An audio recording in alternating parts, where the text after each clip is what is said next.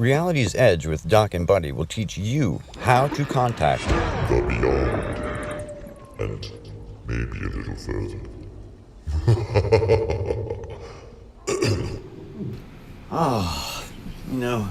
There's nothing more relaxing than a nice bubble bath. Except for watching an episode of Reality's Edge with Doc and Buddy. Well, hey there, folks. We are back. We're live with another edition of Reality's Edge with Doc and Buddy. Indeed. And we are on Reality's Edge, Doc, and it's the most exciting and thrilling thing I can imagine. Yeah, and we finally have actual real audio. We're not holding up our phone to the mic. We're not communicating with sign language.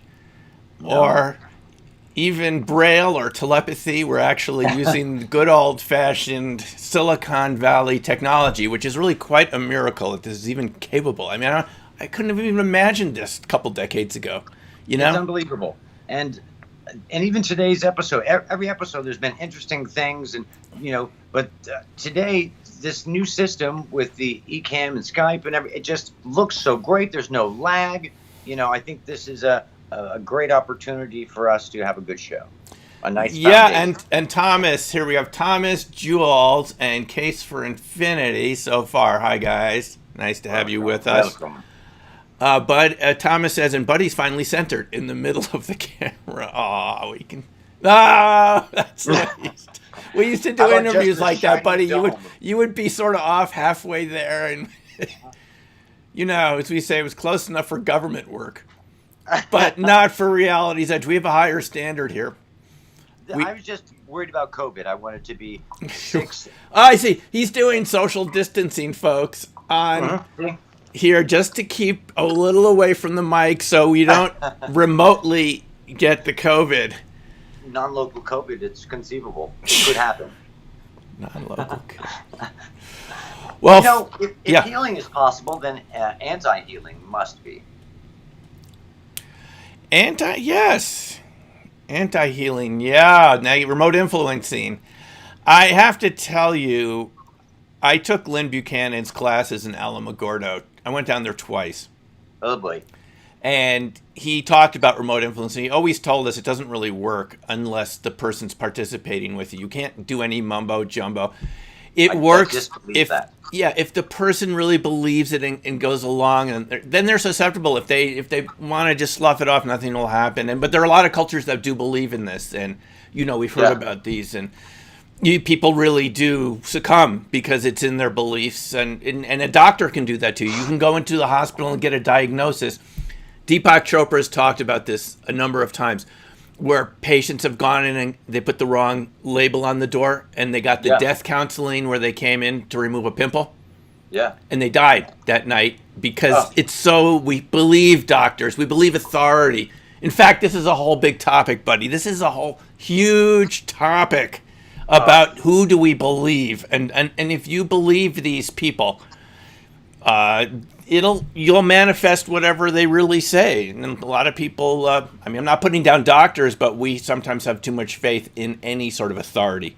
We don't get a second opinion. Yes, and I think we're all can be accused of being not the best researchers. People like us, Doc, and our viewers are very savvy people, and we really dig deep into subjects.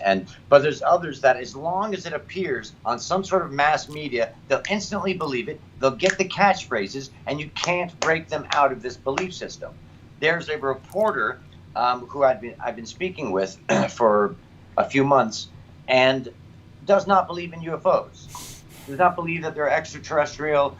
Believes that they're all terrestrial black projects and other, psychological things. But the evidence is so, overwhelming. It's indicative of being a really, not a tenacious researcher.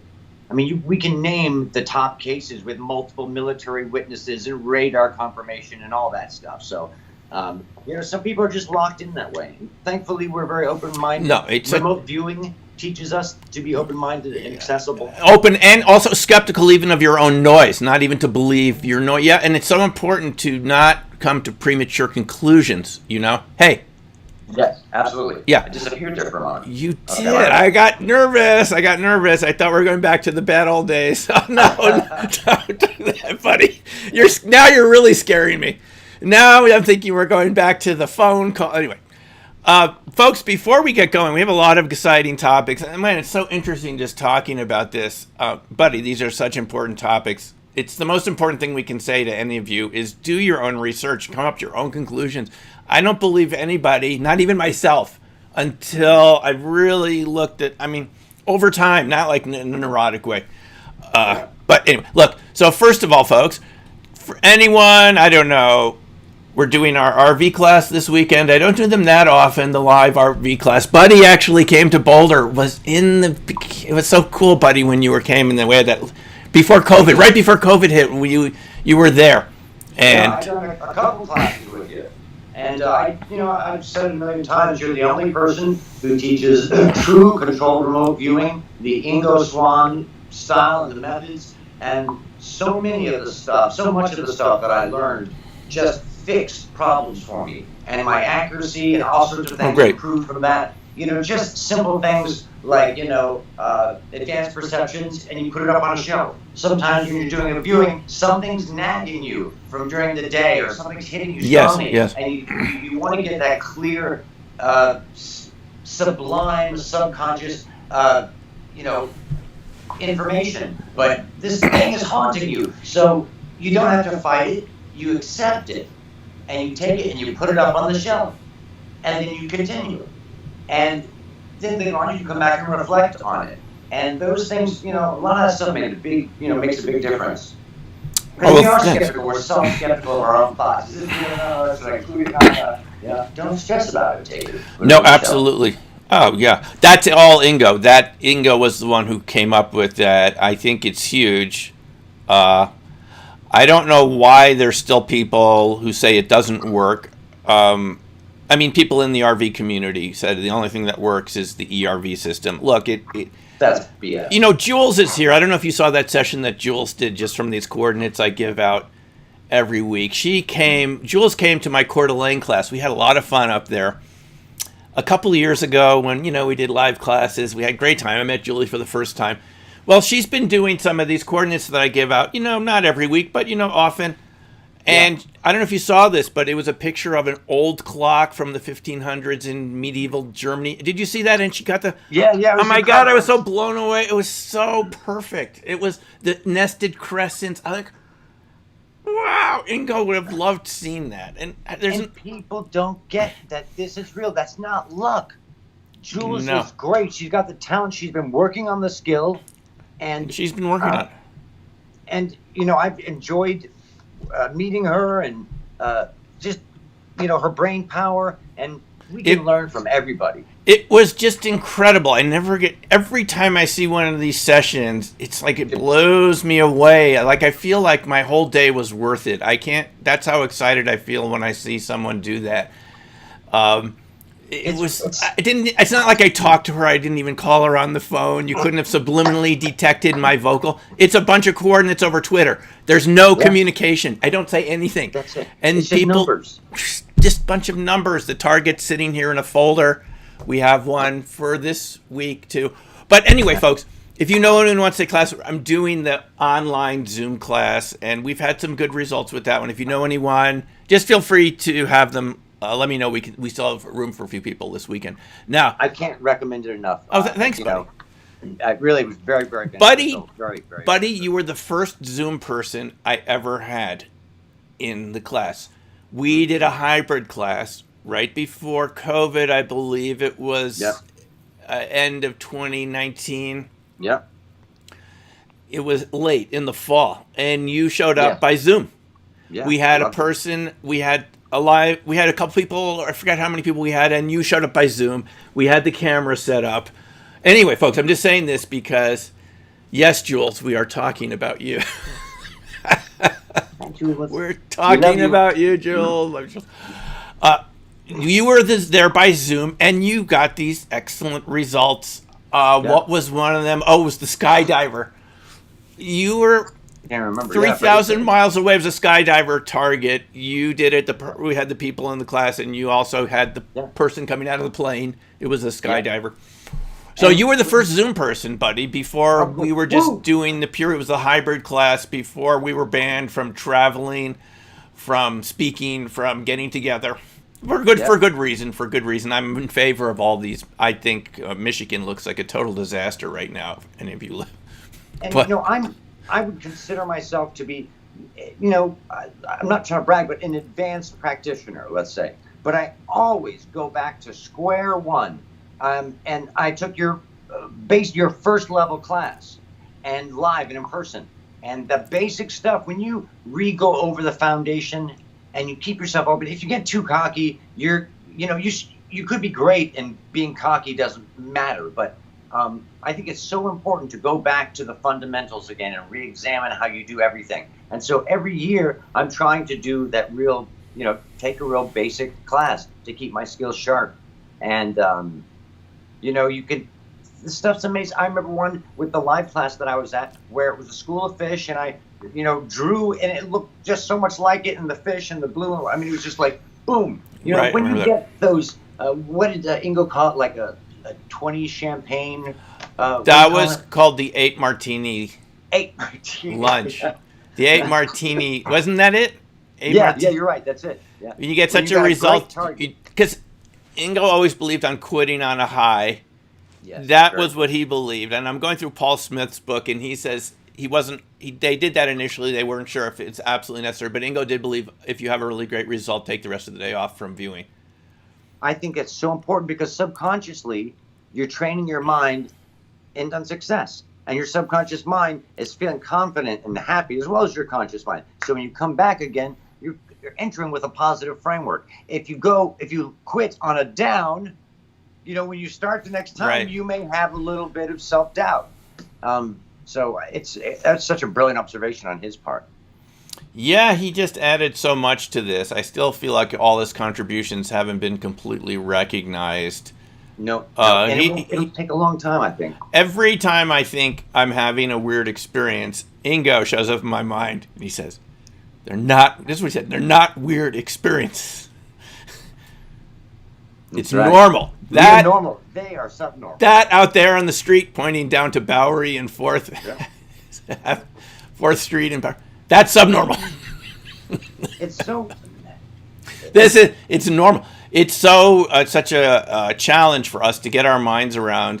That is really all that's holding us back right now, is assuming that these are paranormal, metaphysical, any of that verbal baggage. That the norm is to have these experiences, to be interdimensional, to contact ETs, to interact with all the denizens of the multiverse, or whatever sort of multiverse you think it is. I'm not going to tell you. And it goes to something really fundamental about our universe that's incredibly cool. A lot of people in our field and associated with our field say that consciousness came first. Other people say, well, you can't have consciousness without space-time, matter, and energy. And I think you can't have one without the other, that they're actually interwoven intimately as a tapestry. And so your mind is consciousness is interwoven with the fabric of reality. That's what we can see across distances. That's how we can affect them. And it's conceivable that advanced races that are more advanced than us, because it's a tapestry, might be able to strictly use their consciousness to do extraordinary things with our reality. No, absolutely. And it's what quantum mechanics tells us. You're not really there. I'm not really here. We're spread out. Our waveform is spread out. The locality is just a sliver of probabilistically. You are probabilistically. You could find me over there outside your apartment, and I would find very briefly, you over here. Just some of you, few of your molecules over here, and then go back. That's what quantum mechanics says. So this is the big challenge for explaining anything, is if that's what it says, why does it look solid? Are we only perceiving a sliver? I mean, in essence, yeah. It's such a great point. And the probability wave makes this classic, lump. And the stuff on the sides is still really possible, even though it's incredibly remote. You can tap into that. You don't have to tap into the top portion. You really can do the amazing and the impossible, seemingly, that's on the edge of that stuff. Right. PK and these other forms, it requires a belief that you can hit those weird areas of probability. So true. Buddy, there's hours of things to talk about. Oh my gosh. Jules just said she did a viewing for Science Bob. That's Bob McGuire, I think.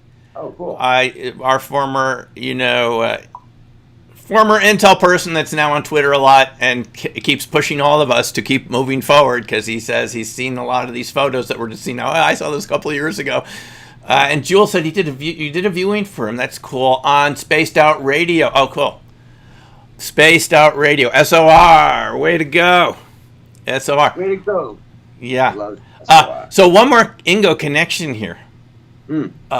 Yeah. Oh, we're getting lots of comments here. Hey, cool. X37's here. Thank you. So one more connection. I'll put it on the screen. Ingo had, don't get mad at me, Ingo had a website called superpowersbiomind.com. Remember? Sure. Love it. It disappeared. So I got the URL. And the URL goes to our bulletin board. Yay! Superpowers BioMind, where you can get your coordinates to view. I think Ingo would have liked that. So, guess who the moderator is? Jules. Yay, if you don't behave, so far everyone's very good.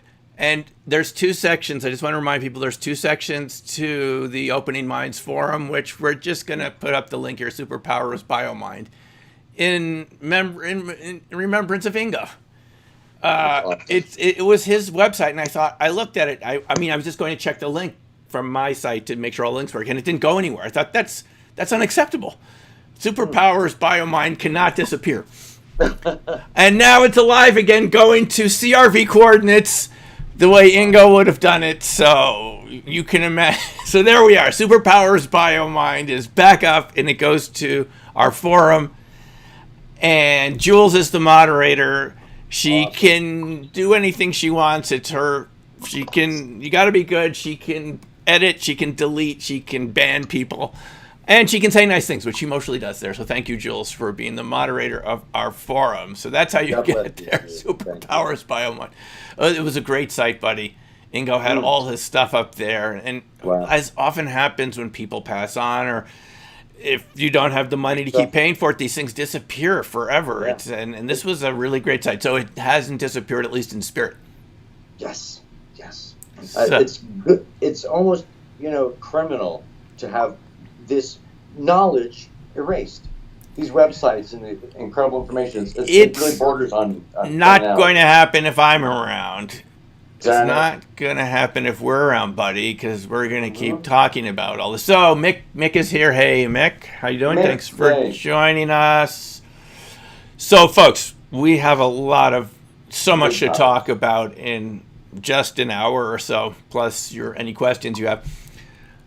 Buddy, what is going on with this congressional UFO report? We're supposed to get, in about 2 months, a real report from the Pentagon. The real thing, not some whitewash, ice crystals and flocks of geese reflected off of Venus through swamp gas. What is this about, and what's going to happen?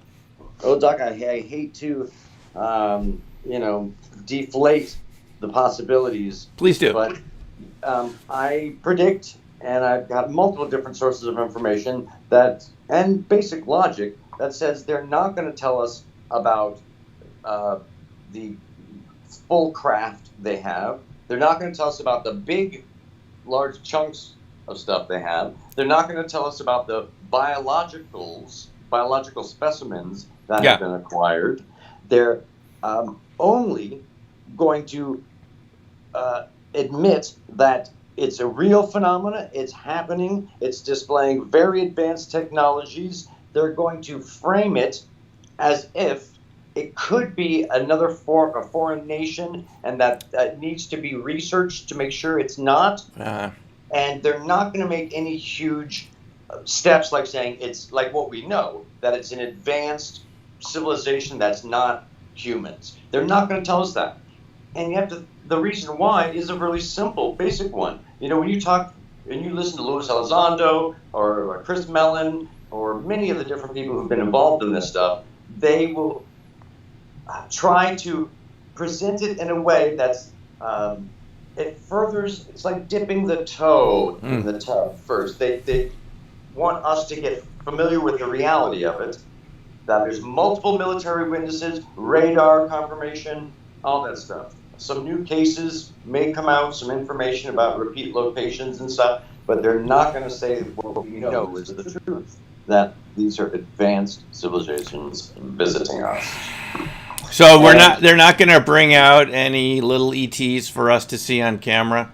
No, and Biden is not going to ride a saucer onto the... Return to Roswell. Biden and Harris will be in there, and they'll do a flyby.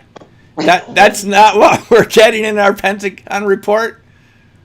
Oh, man. I think, you have to think about it. So many people just don't believe.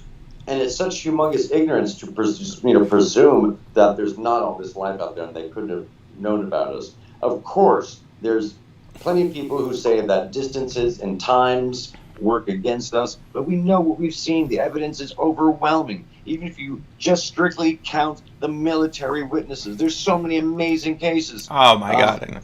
It's ridiculous. No, buddy, I spoke to someone that saw something biological, and they wanted to drop the conversation at an Air Force base. They were so uncomfortable with the topic. They brought it up, and then they stopped talking about it mid-conversation, and they would only communicate with kind of facial movements with no speaking. It was really weird.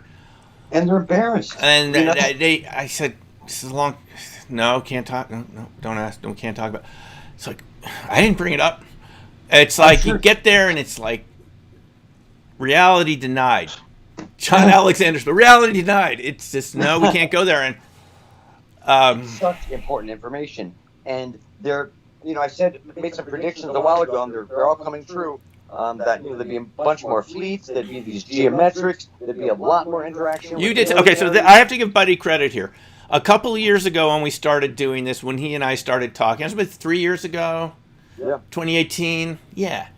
Towards the end of the year, and you said there was going to be this progression to geometrically shaped sort of craft, and we have had the flying cubes. We've had other sorts of things around these Navy carriers. We don't know what they are. Some people say these are Chinese drones. We don't know, but I mean, they've been called alternative explanations for decades. And just Thomas is pointing out here that all kept away, locked away by Susan, is it Goff? I call her Susan Go Away from the Pentagon. The denier, disinfo woman. Yeah, they've been doing a good job with their psyops. But guys, you can't do this forever. You can't just keep lying. It just ends at some point. Do you, Buddy? So here's my feeling about it. You may disagree. I think the report might help a little bit by saying it's real. We don't know what it is. Or do you think they're not even going to go there? They are going to say it's real. But it could be foreign adversaries. And are they going to go that route? Yes, they're going to keep it open. We don't know what it is. Just what you said. It's real, but we don't know what it is. It's been tracked by multiple radars. Could be the Jamaican. It could be the Jamaican bobsledding team. It could be a swamp gas being controlled by... Oh, back to swamp gas. Right back to swamp gas. It's very fascinating, Doc. The pace of these sightings has increased dramatically. It's intensifying. There's more fleets. There's more overt interaction with the military. You remember me talking about a few years ago, almost every major naval operation, they have sightings. And so much of that information has come out that so many of these vessels, even that new footage that just came out from Jeremy Corbell, the pyramid back of the Navy ship and the spheres.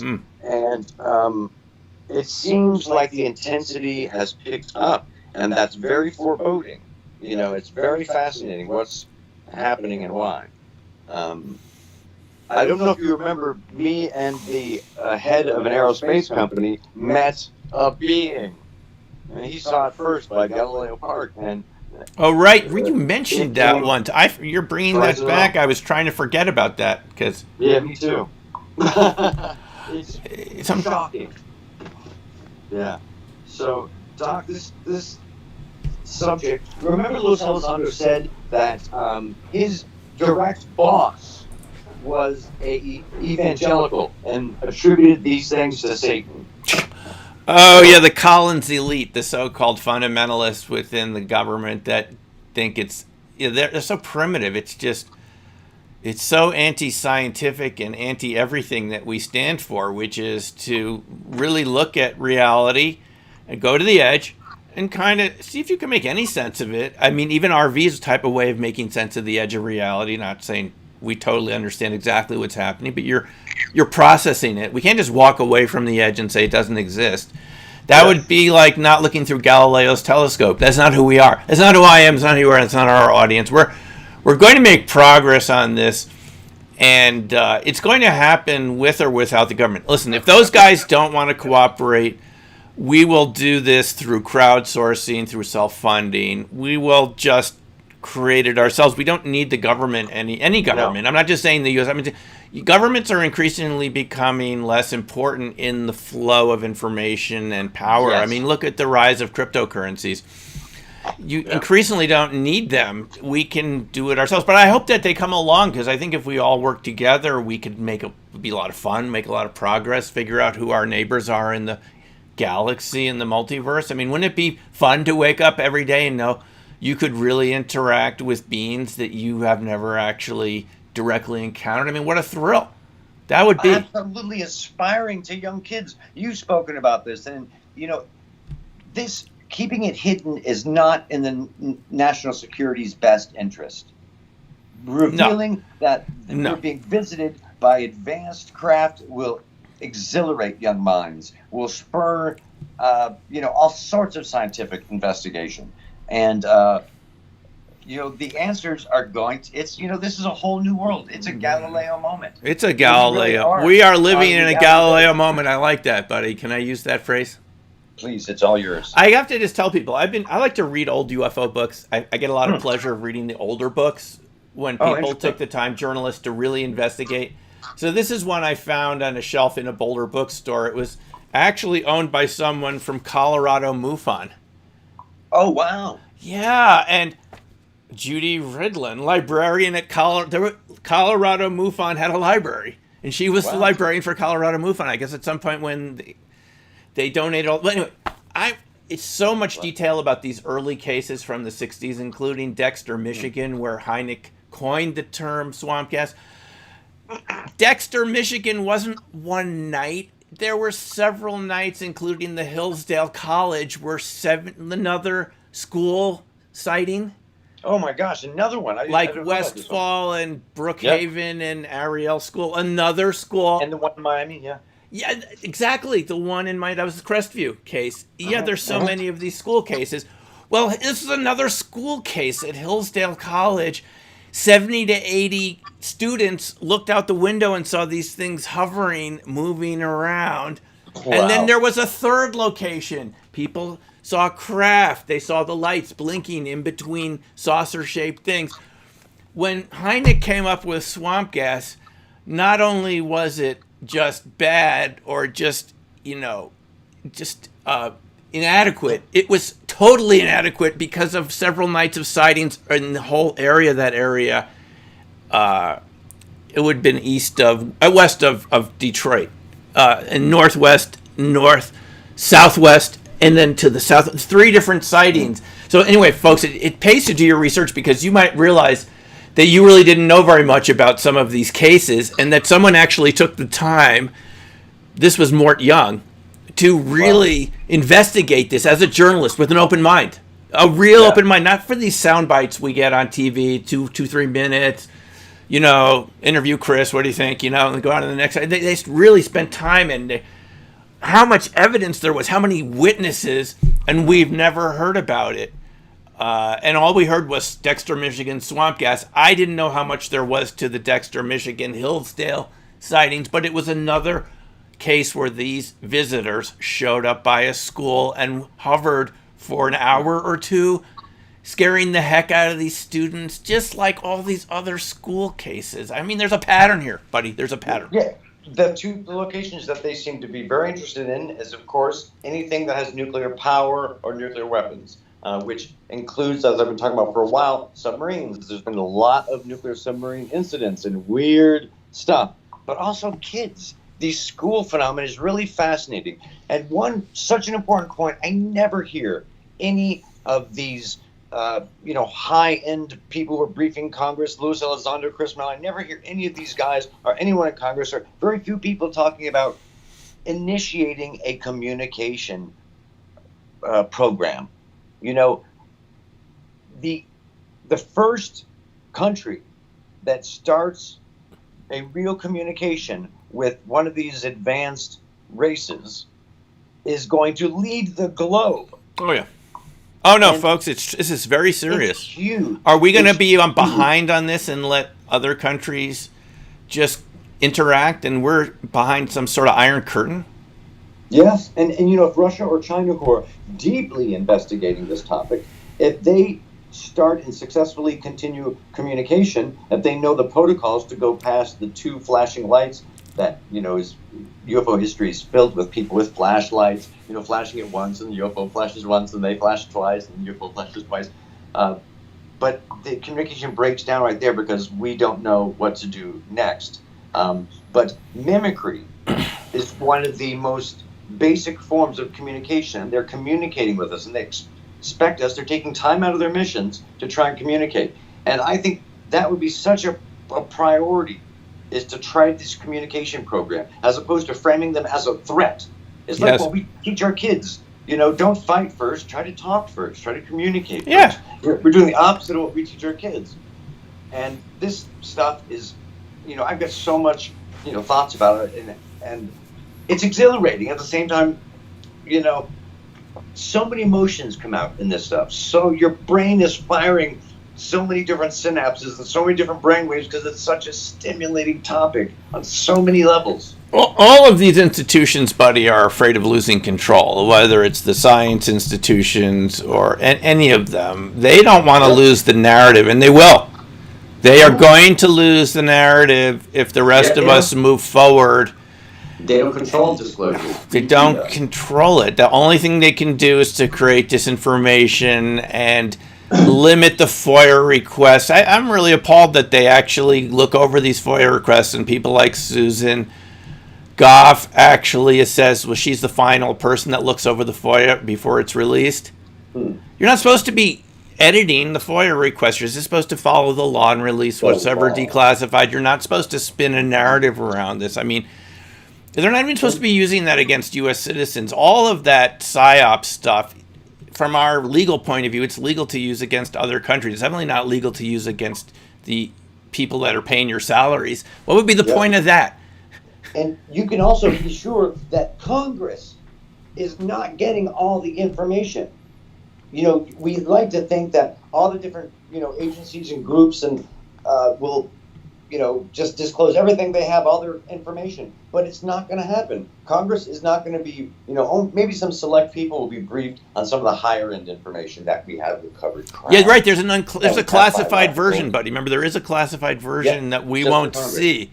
Yeah. But I'm even skeptical of that. I understand the need to protect systems capabilities. When Luis Elizondo and Chris Mellon are often asked about this classification, they say the point, and it came with the Nimitz, they want to preserve, they want to classify how good the cameras are, the satellites. I kind of get that. You don't want your adversaries necessarily know how good your cameras are from the sky. I get that. But I don't know how you could legally classify information about other species. I mean, we're talking about science here.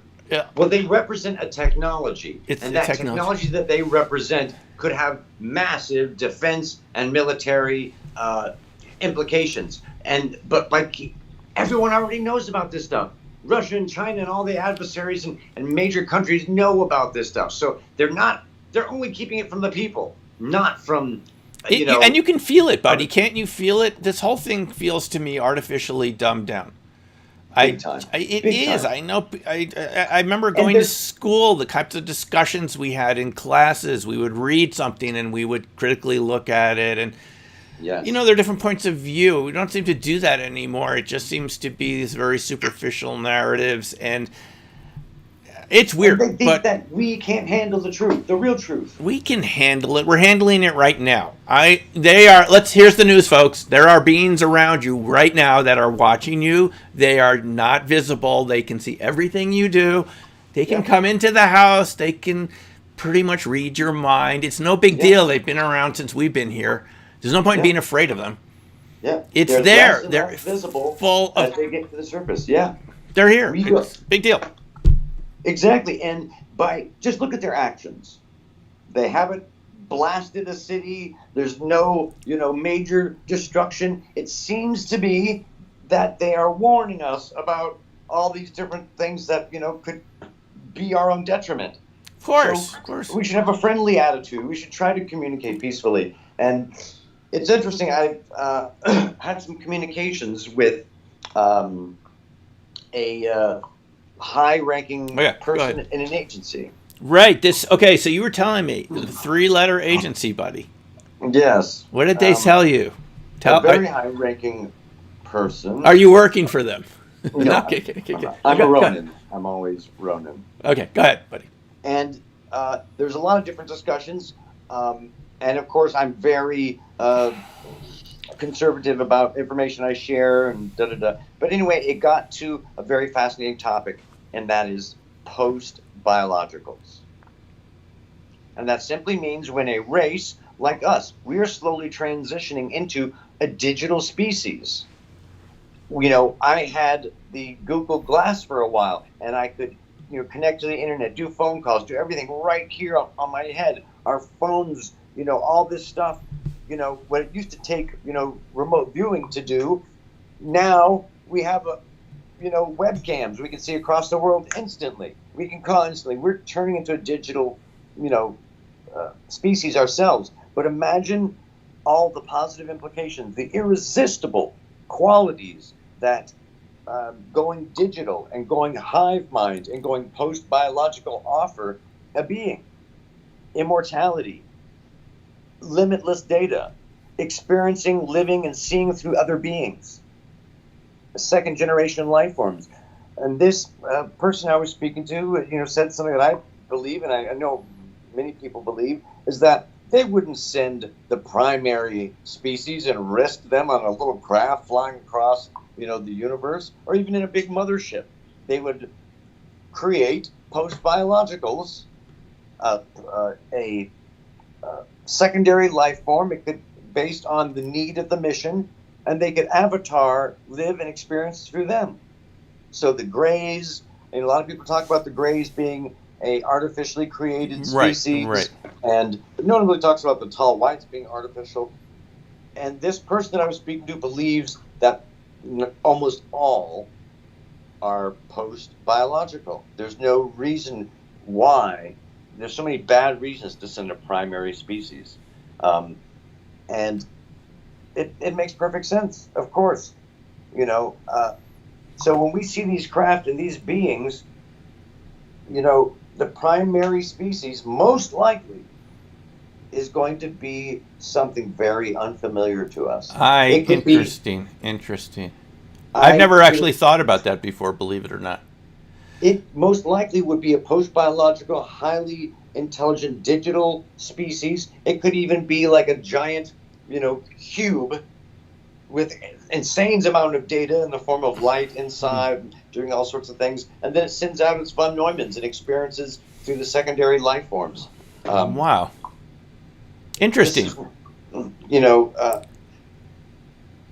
It's kind of scary. And if you think about the actions of so many of these craft, they have a very kind of robotic movements, robotic nature. No, people report the metallic, robotic-sounding voices. Even Jack Sarfati said that when he was 12 or 13, he got this mechanical call on the phone that said it was the ship's computer. Yeah. And it was telling him that he was going to play an important role in figuring out how they work. Yeah. And there's 200 people associated with it. And metallic. Doing some remote viewings for him quite a few years ago. But yeah, so people have reported this, so that would explain. So their technology, what we're seeing is technology rather than not. You're not saying everything, but some of it could be technology. It mimicking life. Yes, and they seem to have very robotic movements. They move very linear. Lieutenant Fravor, I think it was Lieutenant Fravor, said about the Nimitz incident that it was doing these linear jumps, moving at proper angles and stuff. And you oftentimes see that with craft sightings. They have this very kind of robotic sort of movement. And this is a fascinating question. Is their technology so advanced that they can communicate instantaneously across vast, insanely long distances? Or are these craft pre-programmed with so many options for so many, potentialities? No, that's raising a lot of that. So someone here is mentioning Indrid Cold. You remember John Keel's book, The Mothman Prophecies? There was entity that referred to themselves as Indrid Cold and would call up on the phone. And call people, different people, yeah. Called different people. By the way, I read that book when I was like 12 or something. It was a good start on life. And Point Pleasant, West Virginia, the bridge collapsed. And that was a metallic, and Case for Infinity saying that was kind of a metallic sounding voice. We've had this, and I've always been puzzled by that, honestly. It's something you're getting me to think about. Why the Men in Black seem robotic. Yes. Even that entity that showed up in Russell Targenhall Putoff's room when Kit Green was there in the hotel, do you remember? No. I don't remember this one. Yeah, I think Kit had seen a floating arm. Oh, I do remember the floating arm. Was it Kit? Or who was... It was someone that they were visiting with, and he showed up in the hotel room, and moments later there was this knocking on the door and this metallic voice and this robotic person walking around missing an arm. Someone had seen the arm. It's like, what is this? So boing. Yeah, anyway. That is such a mind bender. But it was metallic. So this is so these mechanical simulacrum could be some other intelligence creating something that interacts with our material reality in a way that doesn't pose any risk to them, right? These are essentially advanced robots. Yes, and you could perfectly understand why they would create secondary life forms for specific missions. So, a biological creature may be more nimble and have many benefits rather than just a robot, a square garbage can with arms. Yeah. It's so fascinating. It's a fascinating discussion. Now, someone's saying it is Kit who was the other person in the room. I think Jay.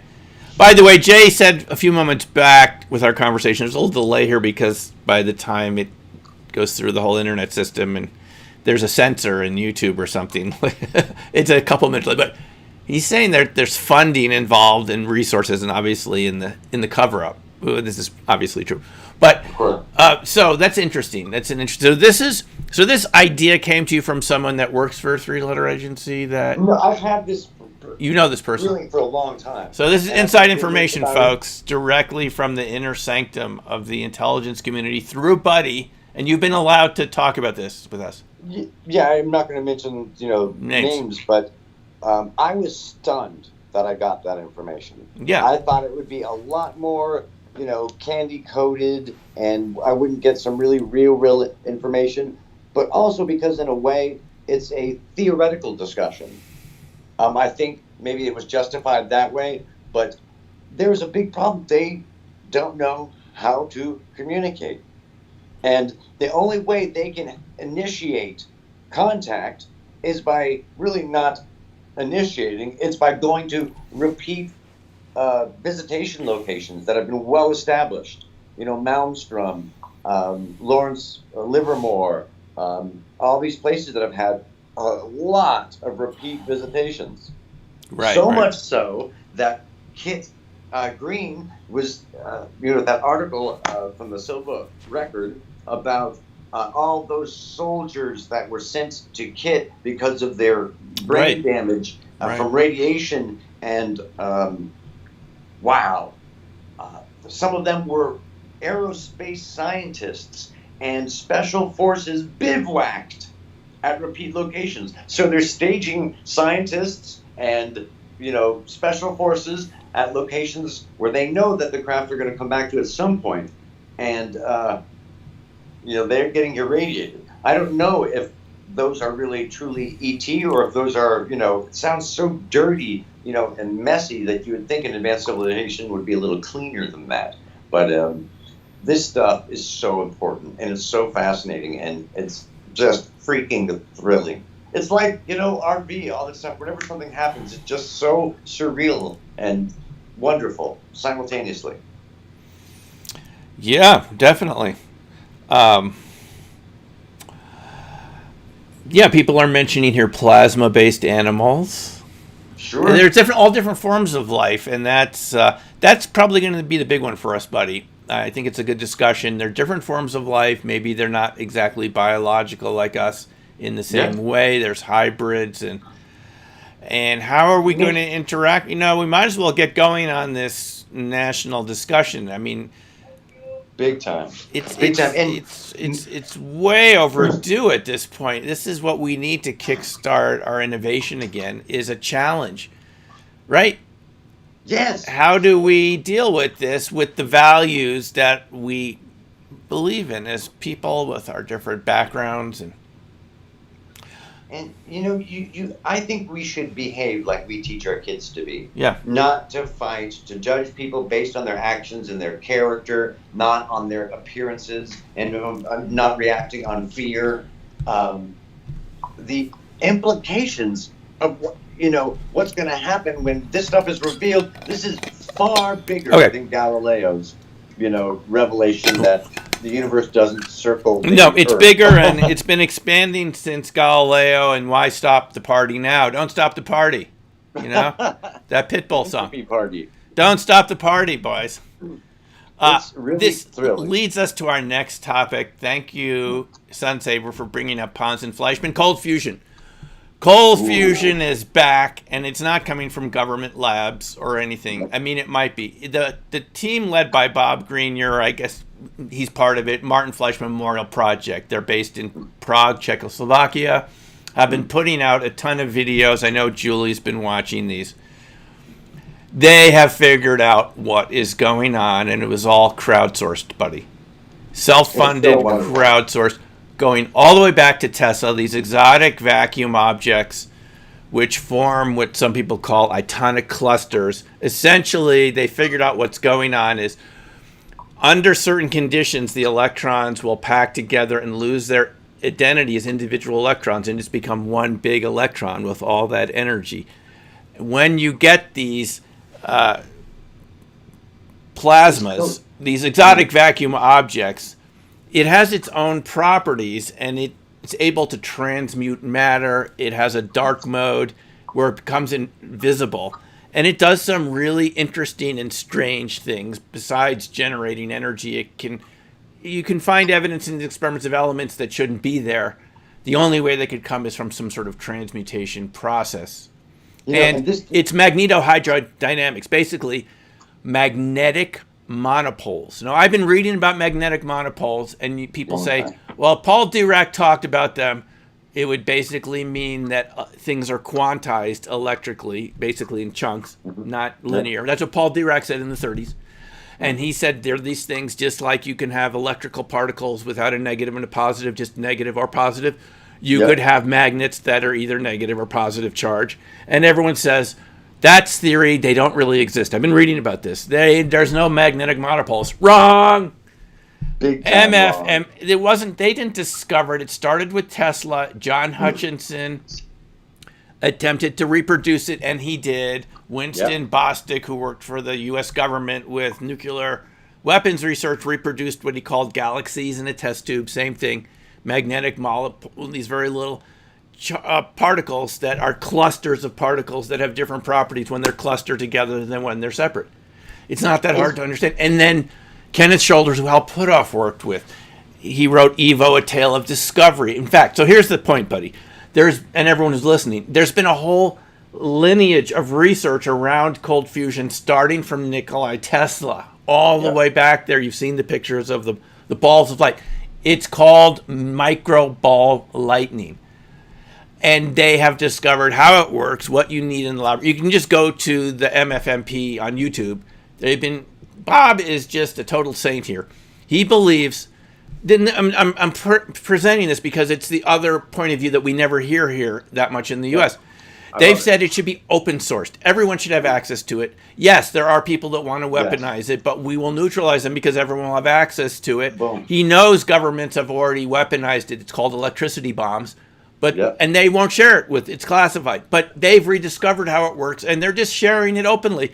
And I've contributed to them. Anybody can do it. And you really felt, man, I'm getting like 1,000 times back my contribution here because the science is so good. The math models, the evidence, from Tesla to Hutchinson to Ken the Shoulders to Takeaki Matsumoto, Amasa, the Japanese researchers, Fleischmann and Pons, many Russian researchers, even the U.S. Naval Labs looked at this. Rossi with the ECAT. It's all the same thing. It has to do with sort of the quantum behavior of particles. Both Einstein condensate. It was discovered at NIST here down the road that particles can lose their individual identity and become like a Borg collective. And they have, and it's real, and it has a lot of energy, and it can transmute materials. And guess what, folks? This is what's really interesting. Not only does it create balls of light, it's fractal balls of light. The little toruses are made, buddy, you talked about fractals quite a while. You've talked about them too, but you were right.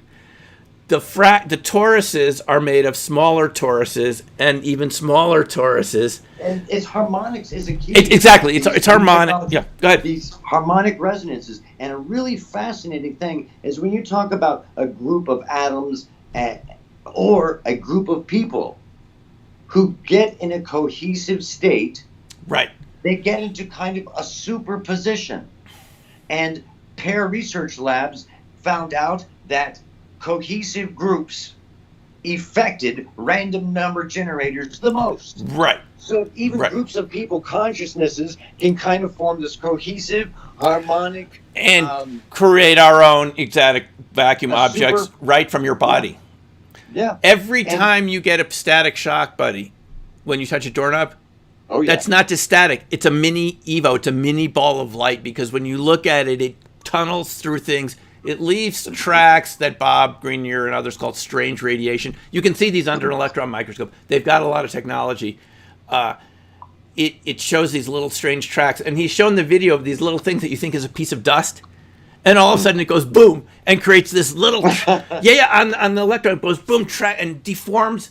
Now here's the thing about it, buddy. And we'll get back to your point in a second. It happens at room temperature. We're not talking about a hot plasma. We're not talking about... It's a room temperature because these things have been seen to release water. If they were hot, you wouldn't have water in them. And they can bounce. They can go through walls. Like John Hutchison showed, you can take aluminum. If they go through aluminum, all of a sudden for a few minutes, it's malleable. Like John Hutchison, he could touch it and you didn't get burned. It was just a solid substance became liquefied at room temperature. We're talking about a whole nother state of matter. And it's just, as he said, blue ocean territory. There's so much to discover here, folks. So much. This has happened right while we're all alive with zero government funding, zero universe. Bob has said when he goes to universities and presents this, they say, it's impossible. They laugh him off. We would know about this. It's just debris under the mic. We just found out about dark lightning. We didn't know about this thing called dark lightning until I think just 10 years ago. I'm not exactly sure the exact date, but it's a invisible form of lightning that is, I think, 100 times more powerful and emits very dangerous levels of radiation, and we don't even see it. And this just, was fairly recently discovered. So these energy forms we know so little about. And it's been, someone's saying here, Flyrail is telling us it's been suppressed. You're damn right it's been suppressed. It's been suppressed by the hot fusion people with their billion-dollar tokamak reactors. I'm not putting that stuff down. I love basic research of any type, guys. I grew up soldering kits together from Radio Shack and Heathkit. I know about this. But those people that control the funding want it to keep coming back into their systems. They don't want a tabletop $100 alternative to their multi-billion-dollar funding project.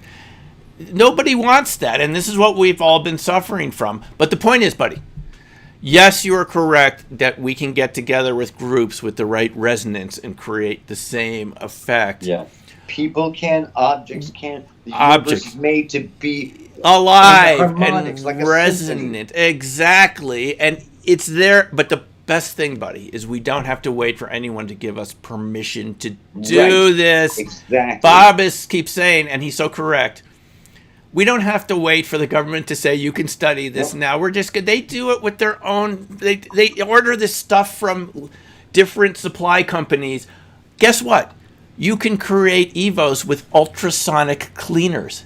You know about the cavitation, Mark Leclerc and the cavitation. Now I got to say, you've got to be a little. They found that cavitation's creating these exotic vacuum objects, the magnetic monopoles, and they're doing the research right now as we speak. People are buying these ultrasonic cleaners that you use to clean jewelry and stuff. And you can show you're getting the strange radiation tracks and stuff from ultrasonic cavitation. But you do have to be a little careful. We don't want to create any excessive radiation. Yeah. But a little bit of it, it's going to be contained by the EVO. Will contain the radiation. It won't. People, let's be honest. Some people who've been involved with this, like I believe Rossi, have had cancer and stuff. So we have to be careful that there have been anomalous bursts of, very occasional anomalous bursts of radiation.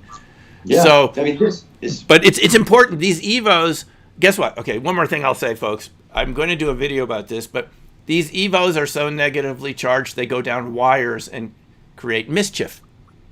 Tesla had this happen where he blew up a generator. Hutchinson blew up some transformer in the lab. Sure. And others have done it. And guess what I'm thinking? Foo Fighters, crop circles. Sure. You've got the spiraling pattern. It's probably, because it's fractal, if the EVOs generate these little spiral patterns that you can see microscopically, it's probably something to do with the spiraling of the crop circles creating EVOs. And they're coming down our wires of cameras and batteries. It totally makes sense. And it seems also, too, that cohesive groups might be able to create or elicit the creation of these EVOs. Yes. You know, Fatima, they have the bouncing lights. Foo Fighters was such a World War II phenomena. And, you know, we just don't know. The light and these plasma balls take so many different forms. So many. You know, haven't we seen these balls of light around so many phenomena, whether it's haunting sites, Bigfoot have been seen around balls of light, occasionally throwing at people who harass them, throwing balls of light. Yeah. UFOs, balls of light. Yeah. Crop circles, balls of light. John Hutchinson's lab, balls of light. There's some videos on YouTube you can see he did with the little battleships that he made out of models in water, and you've seen that the light cool. Exactly. So we're getting somewhere here. Is that there's another state of matter that Fleischmann and Pons were right the whole time, and they suppressed it. It's criminal. You know, I may be philosophizing too much or speculating too much, but I don't think so. It's based on very sound evidence. And going back again to reality being composed of a tapestry of consciousness and space-time, matter, and energy.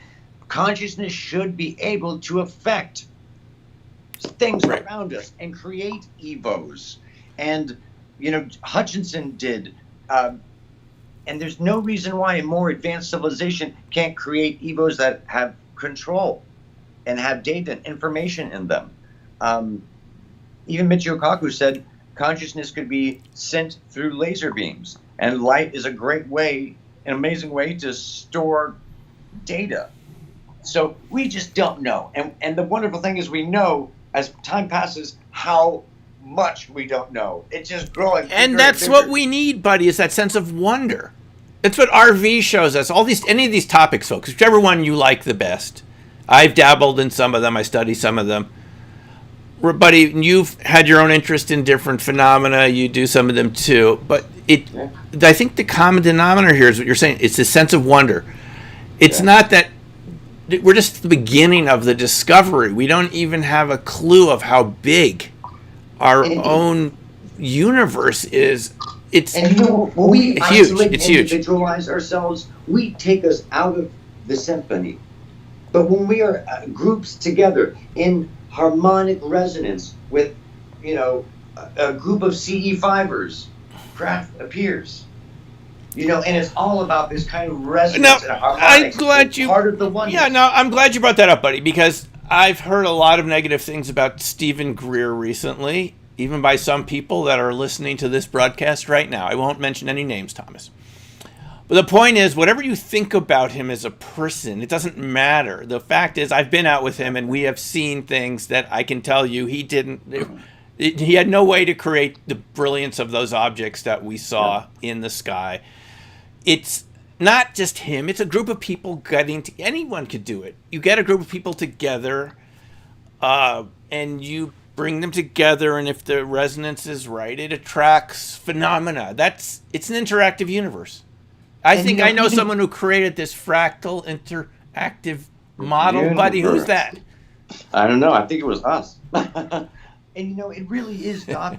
It really is interactive. And when you're in It's harmony interactive. with everything and you don't fight, we really think we're separate from everything. We're separate from our planet and we destroy it. But when we come together and with very advanced, enlightened thinking about, love and no alternative motives. We just want to say hi. These CE5 events, there's some people who are real true antennas who attract craft on the regular. But if you have a group, and I'm sure there's a lot of CE5ers out there, one bad person can ruin the harmony, can ruin the harmonic. And yes. You hear that again and again. One skeptic. Yeah, I've heard this from people that do PK. If you have a skeptic in the room, it won't work as well. Even their mind could fight an issue. Wasn't that an issue? I forget where you had a lot of IBM scientists. Weren't they looking at Uri Geller or something like this, and it didn't work as well when they were. Yeah. Because it's a certain collective vibe. It's a circuit. You can break a circuit at anywhere in the wire, right? Yes. So I found from my own personal experience that the less people you tell you're doing a CE5, the better your chances are. Because some negative skeptics can be there, and that negative energy breaks that kind of harmonic that you have, this cohesion. Yeah, we're not. I think we're not saying that give up your discernment, just become a totally open-minded sheep, believing whatever you say. But people are mentioning Scientology here, but the early Scientology was different than the later Scientology. People always hold this against Pat Price and Ingo and Hal, but I don't really care. Listen, whoever created these systems, they work. I don't care really where the. And it's also too, I think, how RV works. Yeah. When you get in harmony with your one tuning fork and your target's another tuning fork. Yeah. When you get that Thank you. The communication happens. You can see across space and time, and that's the first step to PK. Even is you get that harmony, the resonance, and then you can affect stuff. And it's a shame we're not taught how to use our minds and our brains, and even slow down our heart rates and stuff. And we can make predictions, accurate predictions of the future. And some people say, maybe it's just your highly logical mind, and subconsciously you're processing so many factors and it can just happen to be correct. Whatever it is, you can do it. And the society tells you not to try. That is the main thing. Society says just follow, mother culture. Yeah. Just do it like we've done it. Just keep. It's. Wimp, wimp. Guys, we don't have to do it that way anymore. We don't need anyone's permission to expand our minds. We have this direct connection to the universe that no one mediates. It's just our right as entities in the universe to have this direct connection. Yes, it's so powerful. You don't have to choose between society and this connection. You do it harmoniously. We have both.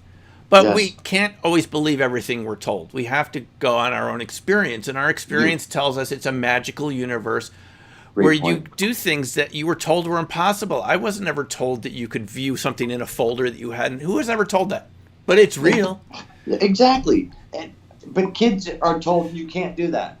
Buddy, that doesn't happen. I have edited Russell Targ's Wikipedia entry several times now to make it more favorable to the science of RV. Everything it doesn't matter. People take out I put in Honorton and Ferrari, the studies that show that RV is real, because they said it's pseudoscience. And I said, well, so I'll add a statement, but on the other hand, these studies showed that there were significant results that stood up to scrutiny and were replicated, and it'll be taken out a couple days later. So all you're left with is this very incomplete, scientifically inadequate. It's almost like Wikipedia is a type of witchcraft superstition where they can't admit that anything could have changed in the last 100 years in science. I'm sure if you look up the Wright brothers, they'll still say that it's a hoax, like the New York Times did. Doc, flyers or liars. Is that the Wikipedia entry for the Wright brothers? Flyers or liars? Come on. It's ridiculous. Things change. And I spend a lot of time reading the science behind all of this, all behind RV. I've read all this. It's worth looking at all the studies. But if it goes against the fundamental narrative until recently, but it won't stay that way. It just cannot. Reality catches up with you. You could pretend you're behind the Berlin Wall, but eventually the Berlin Wall will come down. The Berlin Wall in your mind will come down. No way to prevent that. That day is coming. Now, are you going to run away in fear, or are you going to watch Reality's Edge to get a little dose ahead of time of other possibilities, so that when you encounter this unknown, folks, what we're trying to do here, I think, both Buddy and I, is we're trying to inoculate you against the fear of the unknown. Just saying, try it out for yourself. Whether it's going out with a group to do CE5 with Stephen Greer or with your own, if you find it too objectionable. RV, PK, just try something out, whatever floats your boat. Doc, the CIA and the Department of Defense ran remote viewing for 20 years. Yeah, they were the guys who did it. Our own defense. 20 years. And then a bunch of reports came out to, paint it as not real. And then we've presumed since then that the government has not been doing any more. Right, that's right. They just stopped, Buddy. They stopped in 95. It didn't work. They stopped they said it stopped. They tell us it stopped. Officially. It didn't work, and we stopped funding it. Sure. They've still been doing it. They've been doing it. They knew it worked after 20 years. Yeah. Then when you get drawings and the specifics that, those greats, those legends, witnessed, that kind of data, you just can't deny that. Remember the submarine facility with the spears and the giant crane that Pat Price. These things were so extraordinary. Severdalosk or something. The peanut sites. Yes, and they cannot be denied. And Sugar Grove, the Sugar Grove NSA facility, where they read the code words cue ball and rack 'em up and 8-ball. Pat Price. Yeah, and they got re-audited again because they were like, okay, someone's a freaking spy. This stuff works. Do you remember what Kit Green said, that when Uri Geller was doing some viewing to prove it initially, he called over there and Russell said, oh, we got Uri right here. And Uri started saying, it reminds me of scrambled eggs or something. And Kit said he was looking at a picture architecture of the brain. And and Kit said to us at the IRVA thing, he said, I began to wonder if there was a camera in the room. And he was in CIA headquarters. There were no cameras in the room going to Uri. That's how much Kit said he didn't need to read any statistics. It was so accurate. That's why they got funded. But the narrative it will change, but the narrative you get from things like Wikipedia, it's quite a battle. This is why we do this, and we have YouTube, and the sources that claim to have knowledge are so far behind reality. And you can't be far behind reality, folks, unless you want to go extinct. Is that what you want? The government's the choice. Yes. the governments have a reason not to want you to get kind of super empowered. You know? Yeah. It benefits them to debunk remote viewing because then no one is safe. It's the ultimate equalizer. You know, I think it's so important for us to teach hierarchies, but to trust their intuition. And of course, it's not perfect. And the most difficult thing you can do is that classic criticism you get. Oh, pick a lottery number for me. You know, you can gamble and use these skills. You know, I worked with Dr. Gallenberger in Vegas. All right. And I went with 300, and I left with 32. Is that right? So I made. I didn't know you worked with 800. Dr. Gallenberger. Yes, I did. And for Liquid Luck, yeah. Yes, and then right afterwards, I've been compelled to go to Indian Springs, and I had that picture of that giant craft. That was just staggering experience. Well, anyway, let's answer some questions. Let's do Folks, this is time for questions before we sign off tonight. It's a great talking with you, buddy, and I love these topics. It's our own enthusiasm and energy which will sustain us and help us make progress. And to get to the next level of contact and interaction, we're just talking about how science here. This is really all this is. Who's afraid of science? That's what it all boils down evidence. to. It's just evidence and science. It's who we are as modern people. I mean, if you want to stay in superstition and, very fearful based beliefs about new things, I don't think as Americans, for those of us here, at least in the U.S., we're not afraid of new things. That's what the whole country's about. We're about making progress and about raising everyone's level of equality and standard of living. Isn't that what that's what the United States means to me. It means also to me openness and discussion and sensibility.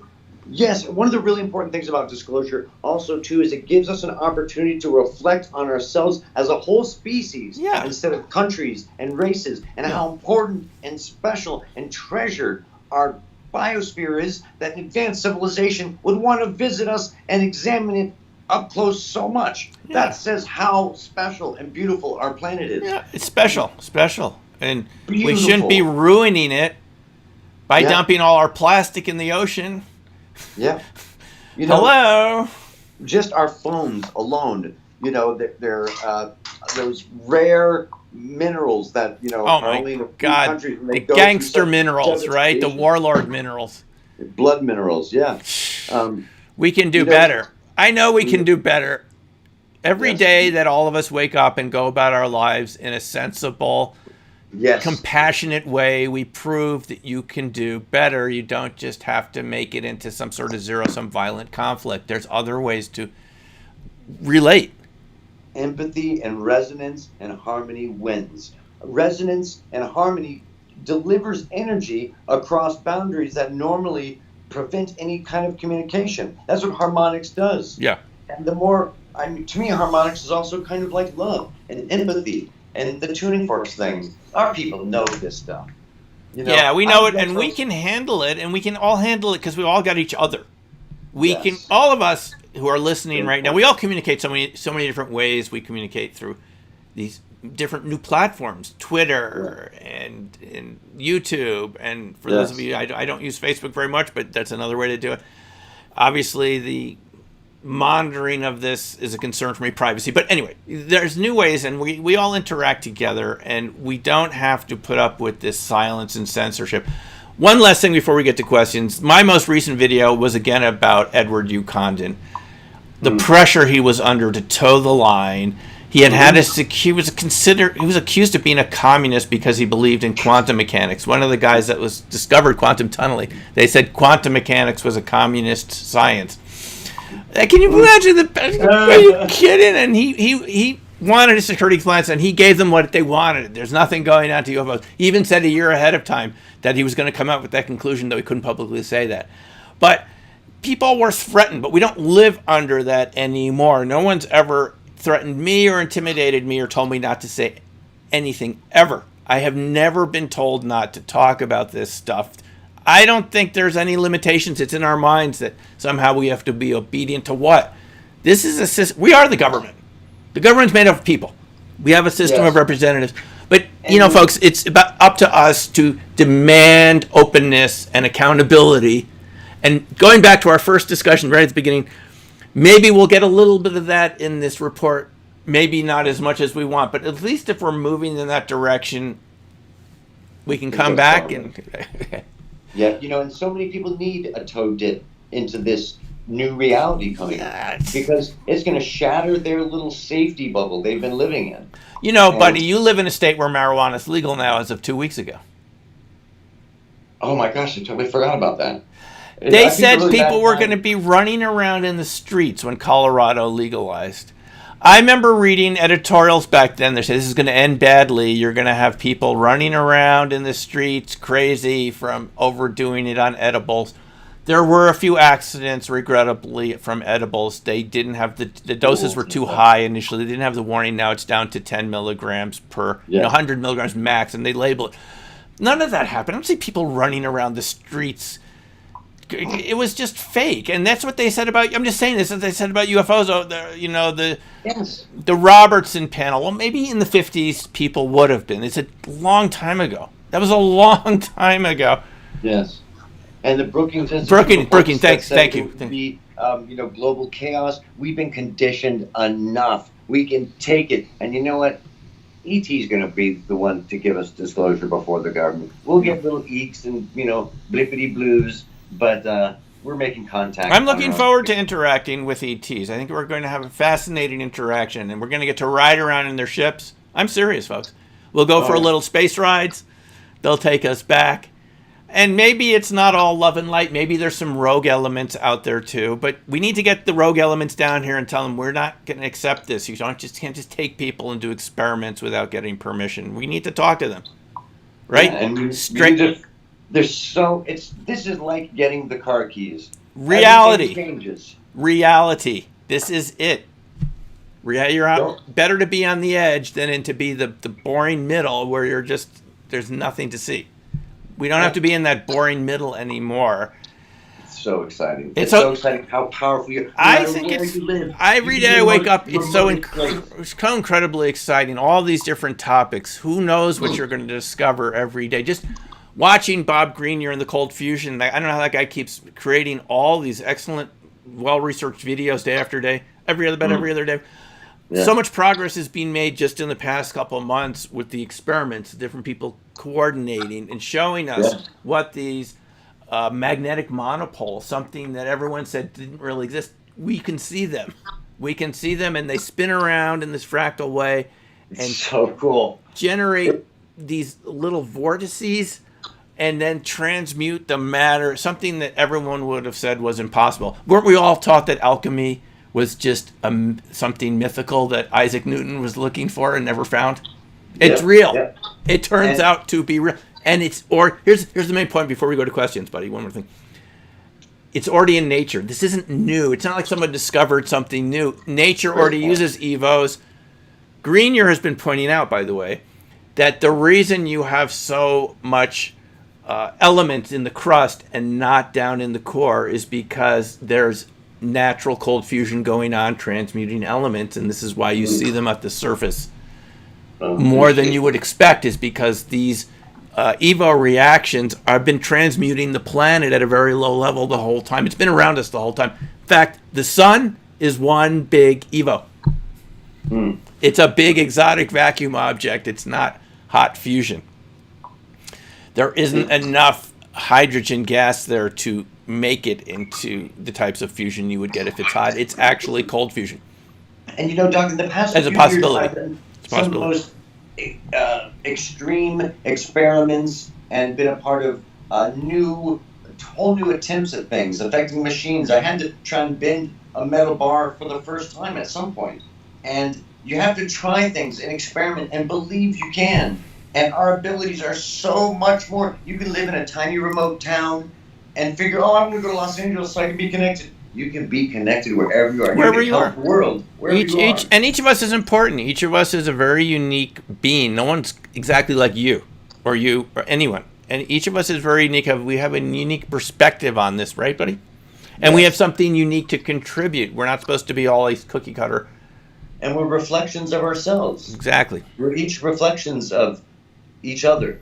And this is... Yeah, just go for it every day. Every day is such an adventure. It should be an adventure. You don't know what you're going to discover. I've never been so excited about what's going on. We're really going to discover new things for folks. I guarantee it. Soon, a lot of stuff. Impossible only lives in your fears. Yeah. Stuff you don't think you can do, that instantly becomes a self-fulfilling prophecy. The second you say, maybe I can non-locally affect a machine in another state, that's the second that possibility becomes more probable in that probability curve. Yeah. And, I didn't think I could do RV, but all those sessions I initially did that didn't show anything just turned into good sessions later on. The failure wasn't. You have to experience it wasn't failure. It was just outcomes until it turned into a real good target contact. I didn't believe it was possible either. Julie is, by the way, saying, I will just say one more time, learnrv.org. For anyone who wants to, Julie just mentioned this. Before we get to a couple of questions here, before we call it a night, Learn RV, you can see the link for the class. I'd love to have you in there. It takes some work. Anyone's been in it. It takes some effort. But I think the results are worth it to show you have other things going on in your mind and body that you might not have known were there, and you can trust them. They're reliable. And most people think they know what remote viewing is. They don't. When they're doing one page, that's not remote viewing.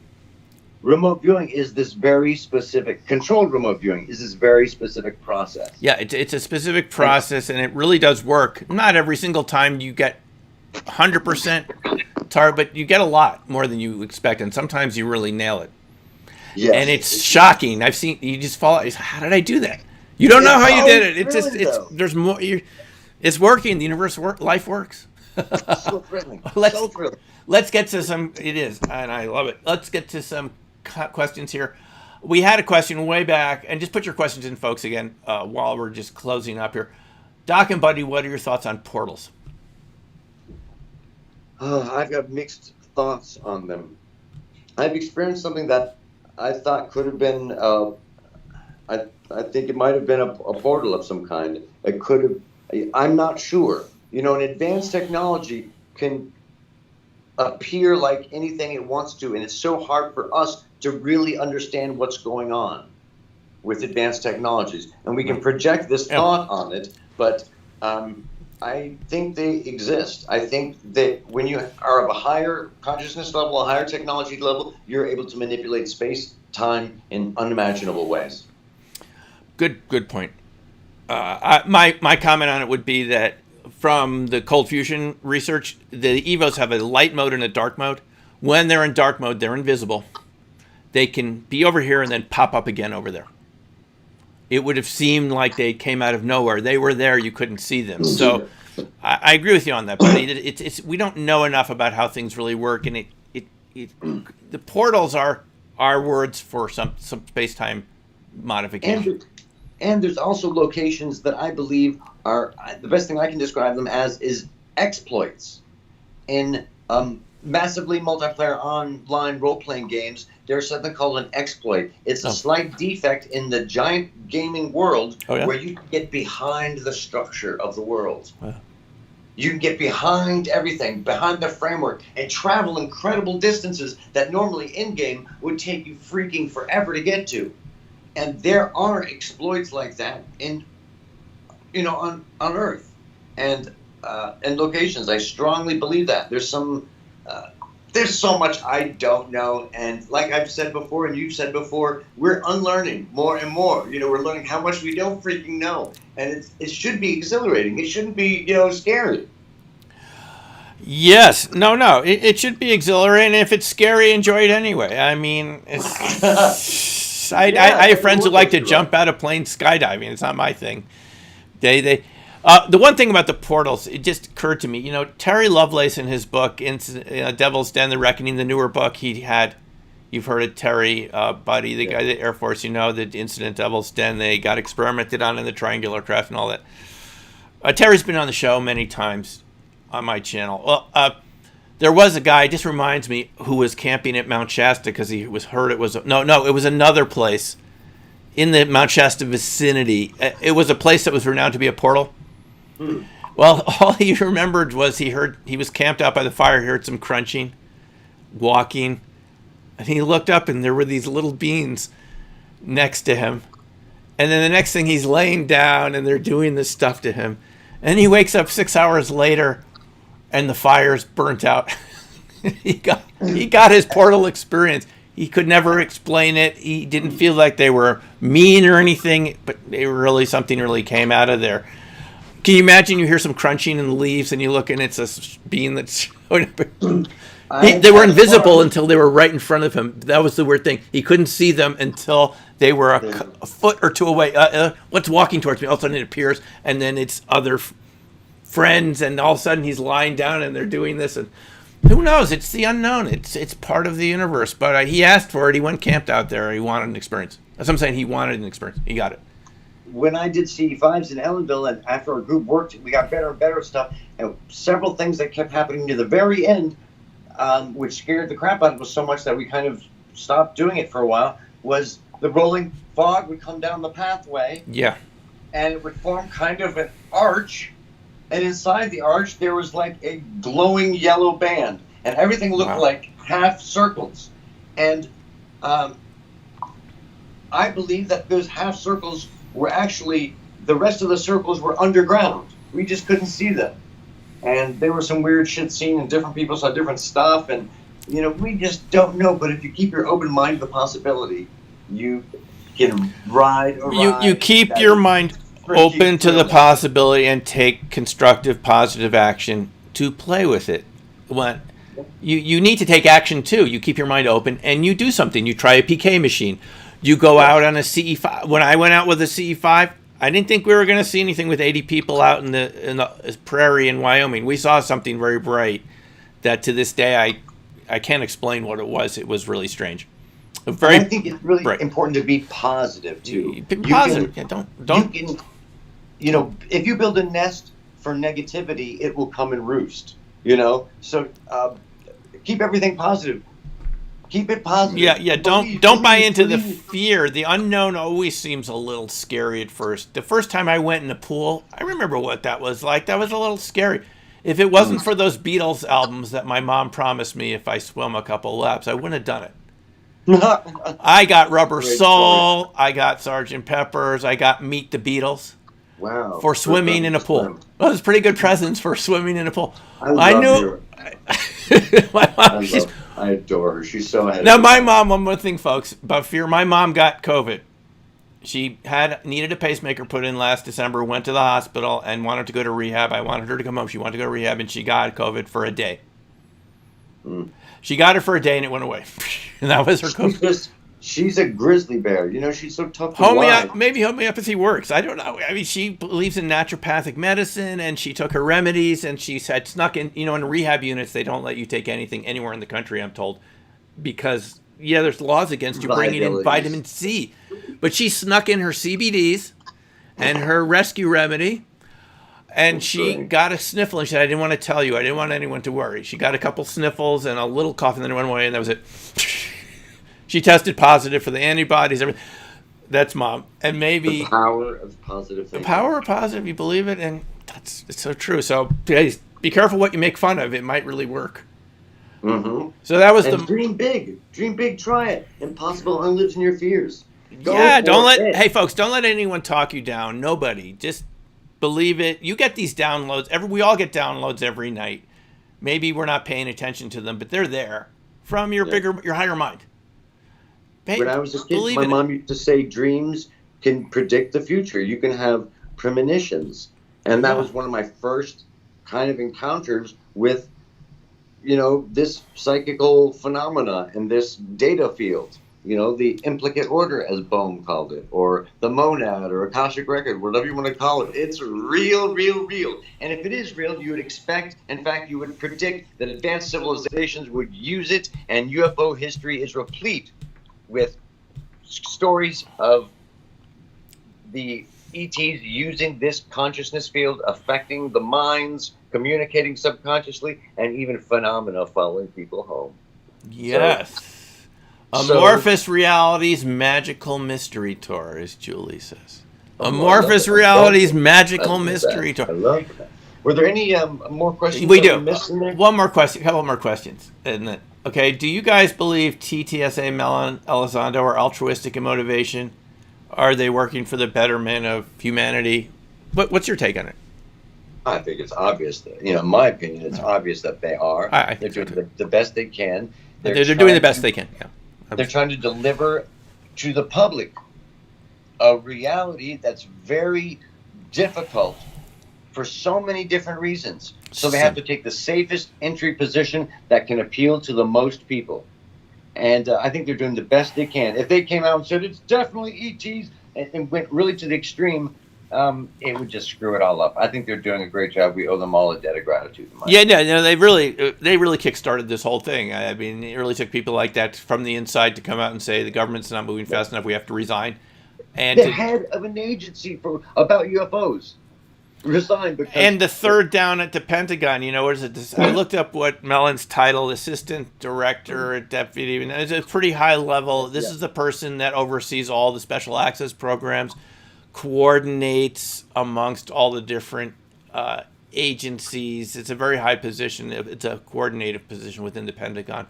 Yeah. Works with the Senate Intelligence Committee. It's a bit, and when they say we don't know what it is, and that's the person that oversaw all the special access programs. I mean, either there's sub special access programs that are nobody knows about, or it's UFOs. I mean, that's only two possible. Yeah. So, Thomas wants to know, will they treat us as peers? Will they want us to worship them? Of course not. I wouldn't think so. It's a very complex topic, and there's a lot of different belief systems about the cosmology of these extraterrestrials.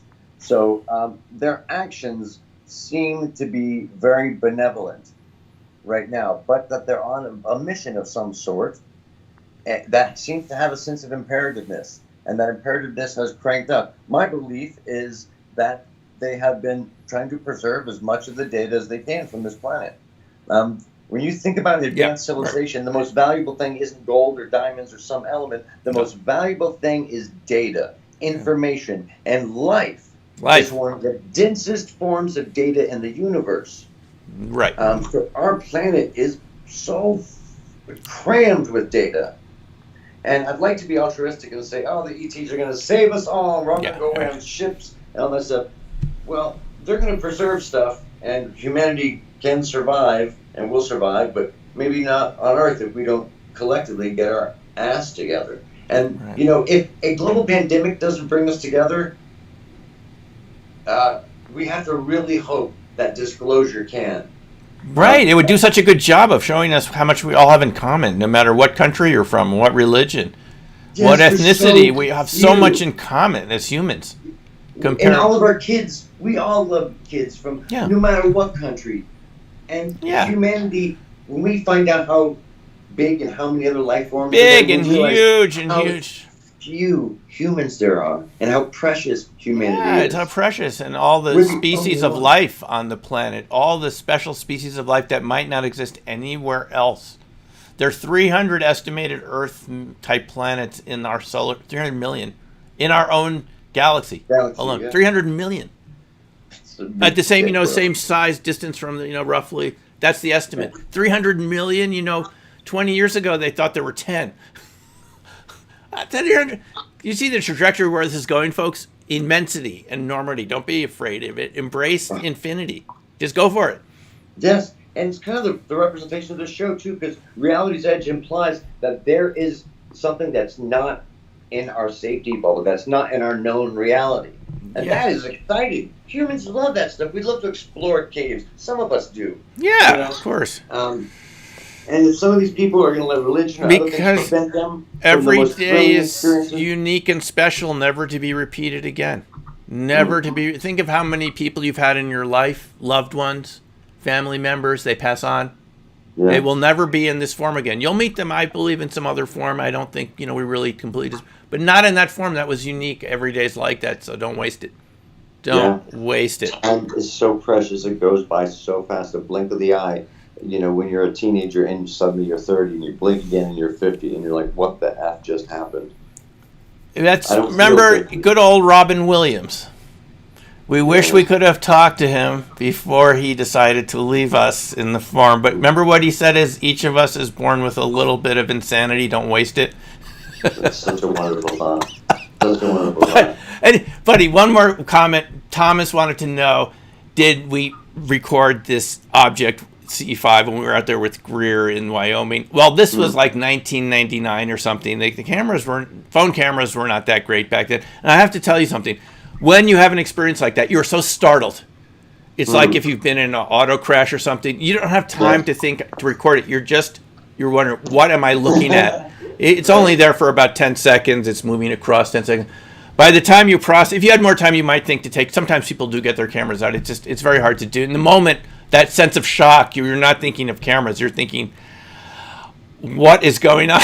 Believe me, it's that reeling. Fight or flight takes over. You don't know what you're dealing with. Is it hostile? Is it? All these thoughts go through your head. What am I looking at? What's going to happen next? You don't. But anyway, that's the answer. Listen, folks, thanks very much. We appreciate having you. And, buddy, thanks for joining us tonight. Thank you, Don. And we'll enjoyed this conversation. Me too. This has been great. And we'll see you all at Reality's Edge. Take care for now. And have a good night. Love.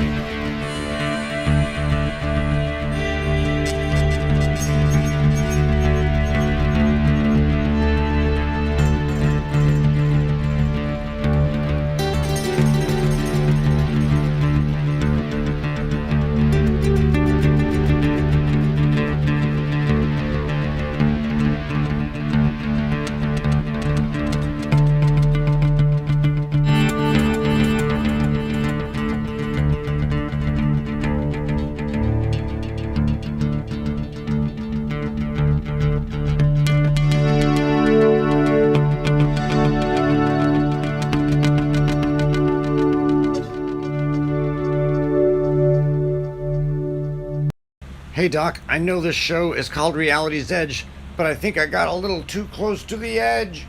Oh, spaghettification! Scanning all possibilities.